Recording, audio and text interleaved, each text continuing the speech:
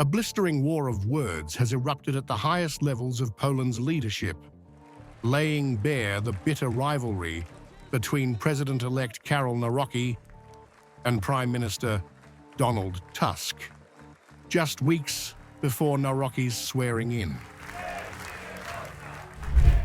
The confrontation flared online when Nawrocki responded sharply to a resurfaced video of Tusk declaring, "I know my rights as the Prime Minister of the Polish government.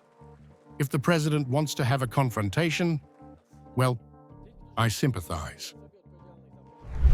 Nawrocki, still buoyed by his June 1st election victory, fired back on Facebook. Donald Tusk still can't stand his great defeat.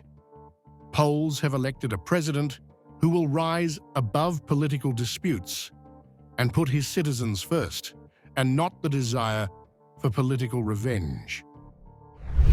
The sharply worded exchange underscores a deepening institutional clash, with tensions simmering between a newly elected president promising unity and a prime minister signaling open resistance.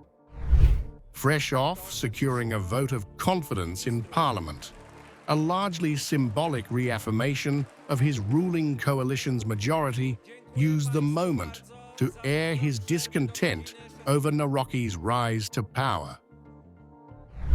We have 2.5 years of very hard and serious work ahead of us, in conditions that will not change for the better. I am talking about political conditions. A president who was reluctant to accept the changes we proposed for Poland and our voters has been replaced by a president who is at least equally reluctant to those changes and proposals. Nawrocki will be sworn in on August 6th, succeeding Andrzej Duda, who completes his second and final term.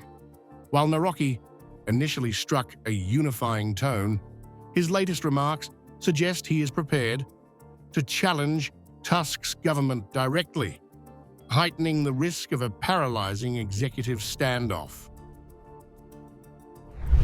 With political lines hardening in Warsaw, Nawrocki's imminent arrival could usher in not a period of cooperation, but an era of confrontation that reshapes the power dynamic at the heart of the Polish state.